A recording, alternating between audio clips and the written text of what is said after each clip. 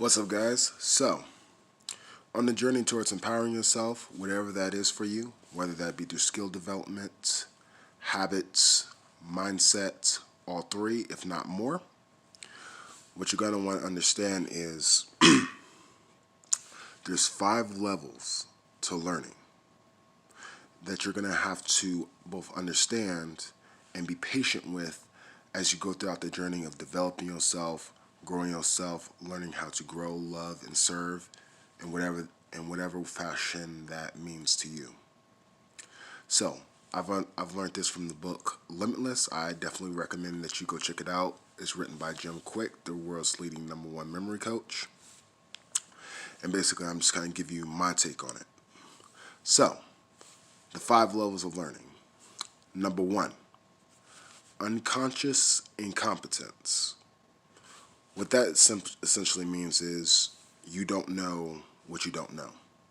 In other words, you don't even know about the skills, the habits, the mindsets that are related to the field you want to go into or whatever it is that you want to learn.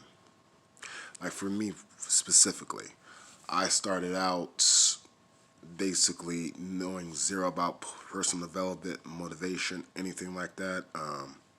I used to be a bum around 2 or 3 years ago, just like that. That's just the best way I could describe myself back then before I met my mentor and, started working at a job that allowed me to serve others.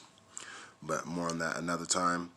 But when I finally discovered things like motivational speakers and then just continued listening to them along a certain amount of time, I began to pick up on certain habits and skills, or not specifically skills, but more on habits of people who were successful.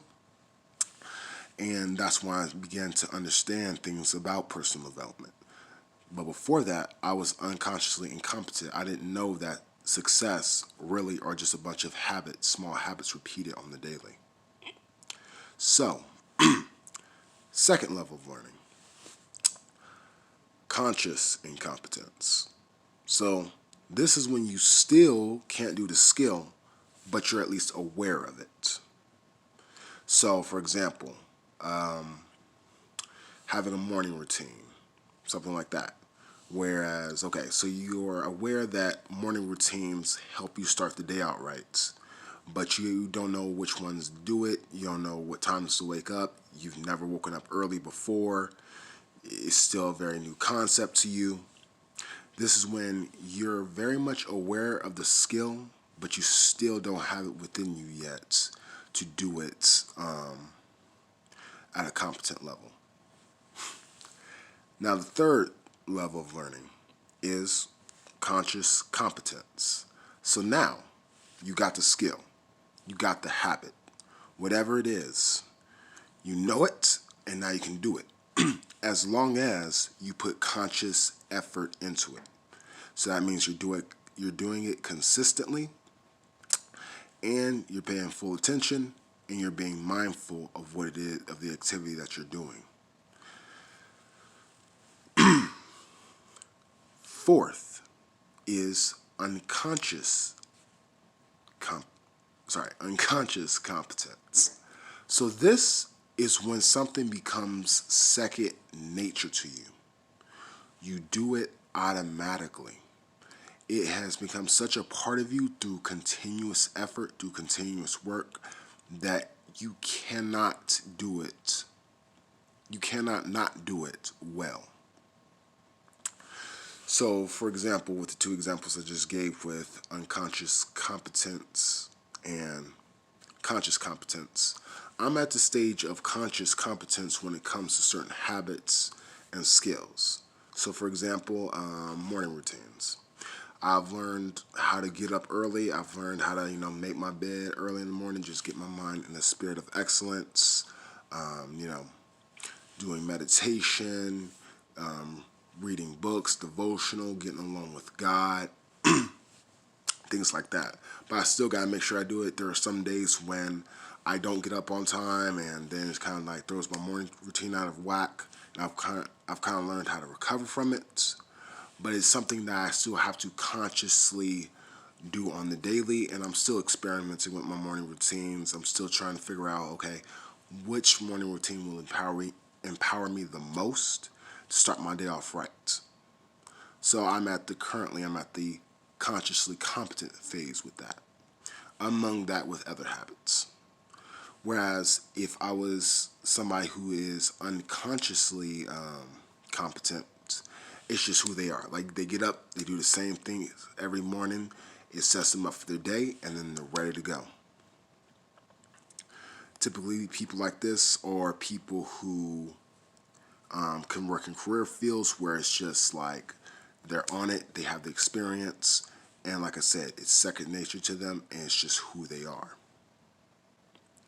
So, the fifth and final level, the one which, if you're into personal development, high performance, or just being at your best, the best that you can be, the fifth level is mastery. This is when you're able to perform at an elite level, as that is just simply who you are.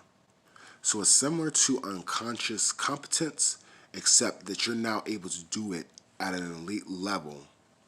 I'm not going to say without even trying, but it's to the point where now you cannot accept any other standard than to do it at an elite level. This is something only a rare few ever make it to. So, to give an example, I'm personally into personal development and high performance. So, two of my aspirational mentors are Tony Robbins and Brendon Burchard.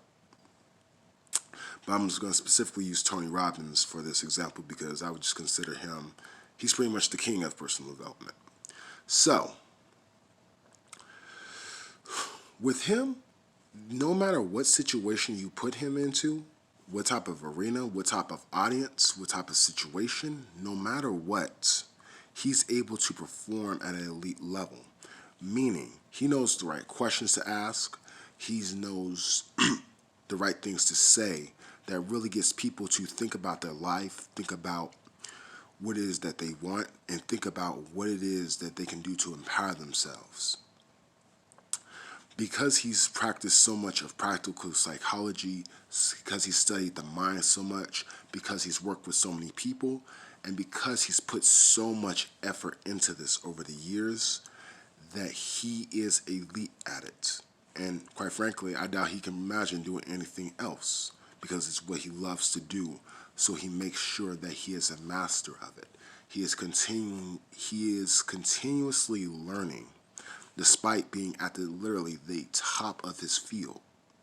He cannot in any way, shape, or form ever perform in a mediocre way because that is simply not who he is. That would be unacceptable. It would be a foreign concept to him.